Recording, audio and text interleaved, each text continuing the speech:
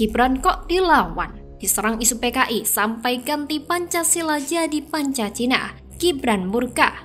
Auto nyindir 2014 dan 2019 pakai isu ini tapi kalah.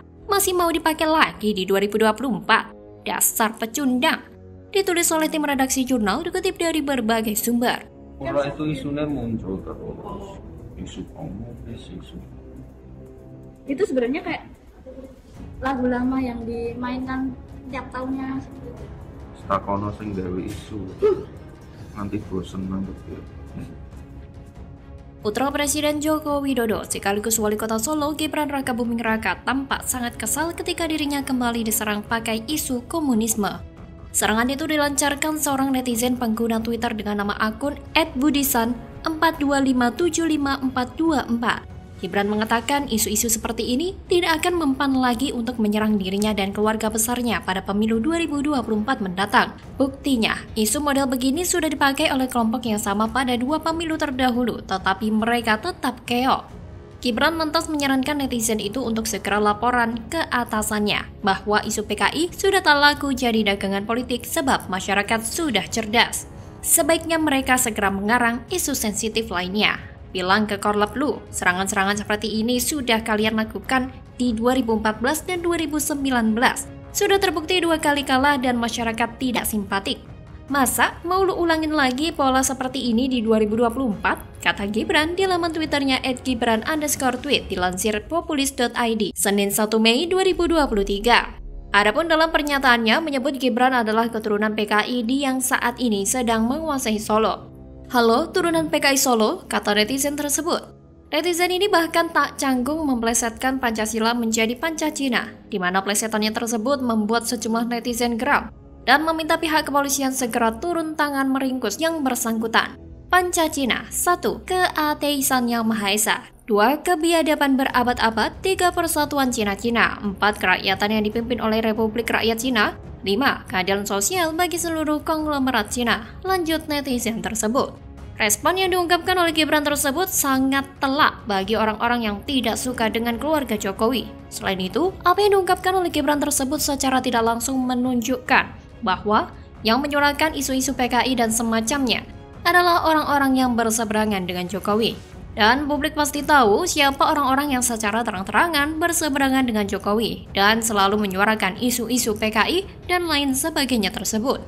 Walau sudah menjawab tudingan PKI seperti itu pun, para upil politik itu makin gencar melakukan tudingan-tudingan PKI. Walau yang dituding tidak segamblang menyebutkan nama Pak Jokowi sebagai PKI, tapi mereka-mereka ini terus menyuarakan tentang adanya kebangkitan PKI. Kubu sebelah tidak mampu menyaingi ide dan gagasan Presiden Jokowi, sehingga bersaing secara bersih dan adil rasanya sulit untuk menang. Untuk itu diambillah cara-cara keji dan tidak terpuji, mengaitkan Presiden Jokowi dengan PKI. Di antara mereka, ada yang terang-terangan mengatakan Jokowi adalah keturunan PKI, yaitu Bambang Trimulyono, penulis buku Jokowi Undercover. Karenanya melihat kondisi ini yang paling banyak menyuarakan tolak PKI adalah kubu sebelah, termasuk juga Ormas Radikal FPI. FPI tidak main-main dengan penolakannya terhadap komunis. Mereka pernah melakukan aksi bakar bendera PKI, yang benderanya mereka buat sendiri. Memang isu PKI ini gorengan kelompok sebelah.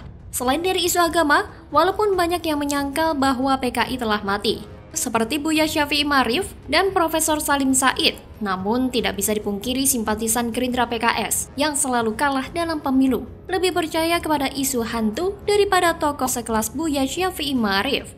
Pendukung Gerindra dan PKS percaya PKI akan bangkit, ini tentu gerangan ada sebabnya.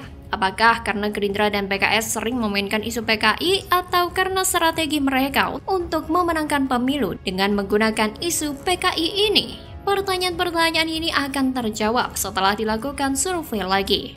Mudah-mudahan saja ada dan segera terjawab. Bagaimana kalau menurut Anda? Terungkap, Surya Paloh mulai panik, ketakutan ditinggalkan pendukung Jokowi. Ditulis oleh Ferry Padri dari SeaWorld.com. Nah, kecuali presidennya bilang saya nggak cocok. Saya bilang coba presiden menyatakan cabutlah itu. Janganlah itu jadi capresnya Nasdem. Lain ceritanya. Patuh nggak Nasdem? Kalau dia nggak patuh baru dibilang dia anti koalisi. Hidup adalah pilihan, demikian orang bijak mengatakan.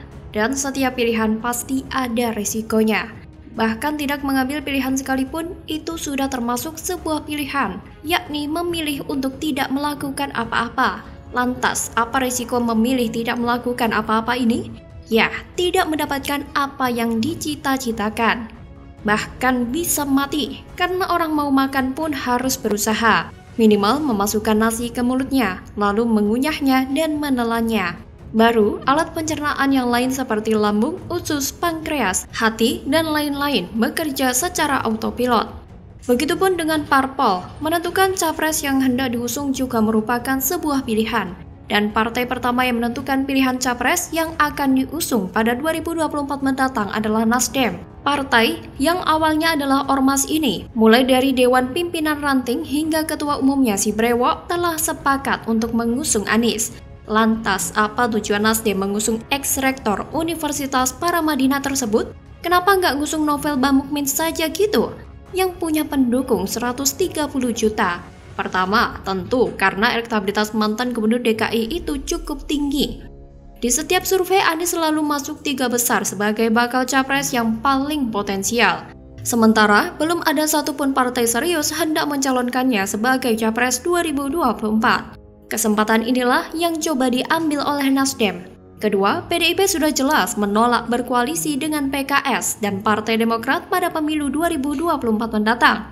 Sementara PKS sudah kadung sakit hati sama Gerindra pasca di PHP, dijanjikan kursi Wagub DKI tapi bohong.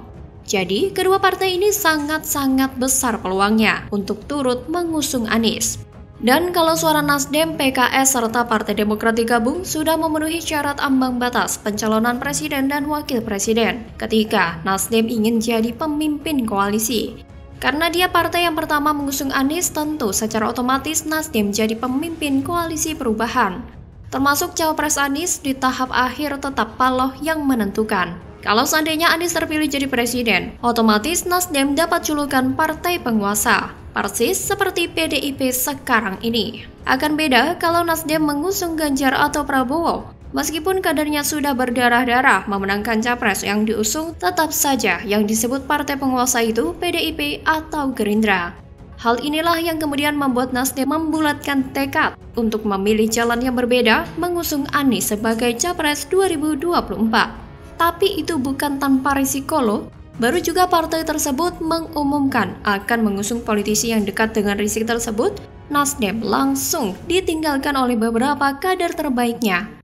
Mereka yang mengundurkan diri diantaranya adalah Nilu Jelantik, anak Agung Ngurah Panji Astika, Fredrik Lumalente, Siswono Yudo Husodo, dan Enggar Tiasto Lukita. Kemudian jangan salah-salah, resiko lain yang tidak kalah mengerikannya adalah Nasdem ditinggalkan oleh pendukung Jokowi. Ingat, Nasdem mendapatkan suara terbanyak kelima pada pemilu 2019 lalu. Itu suara mayoritas berasal dari para pendukung Jokowi. Sedangkan sumbangan suara dari kadernya sendiri hanya sedikit.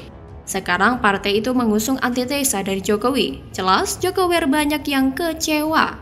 Kalau sudah kecewa tentu tidak ada pilihan lain selain pindah ke lain hati. Jadi bisa saja nanti perolehan suara PDIP meningkat secara drastis pada pemilu 2024 karena mendapat limpahan suara dari mantan pemilih Nasdem. Hal inilah yang kemudian membuat Surya Paloh mulai panik. Lalu, apa yang dia lakukan agar pemilih partainya di pemilu 2019 lalu itu tidak pindah ke lain hati? Dengan mengatakan Anies akan melanjutkan program Jokowi. Tentu kalau bisa diteruskan, program kerja Presiden Jokowi akan sangat baik sekali. Kenapa tidak meneruskan? Kita tidak mau pembangunan harus terhenti, ujar politisi senior itu dengan nada sedikit meyakinkan.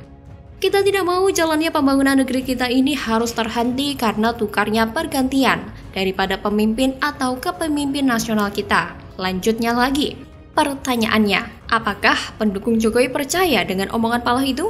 Tidak, Ferguson. Karena yang mengusung Anies bukan hanya Nasdem doang, tapi ada juga PKS dan Partai Demokrat. Yang kita tahu sendiri bahwa kedua partai ini benci banget sama Jokowi. Jadi, bagaimana mungkin mereka setuju Anies melanjutkan program orang nomor 1 di Indonesia tersebut? Celakanya selain berpotensi ditinggalkan Jokowi, Nasdem juga belum berhasil mendapatkan dukungan dari kelompok sebelah seperti FPI, HTI, GNPF Ulama, dan PA212. Mereka, kelompok sayap kanan itu lebih cenderung memilih PKS atau Partai Umat pada 2024 mendatang daripada Partai Nasionalis. Sehingga jangan heran kalau ada kabar Nasdem membiayai kadernya untuk calon sebagai anggota DPR RI mencapai miliaran rupiah. Karena itu semua dilakukan supaya partai tersebut tetap punya perwakilan di parlemen atau supaya tidak jadi partai gurem. Bagaimana kalau menurut Anda?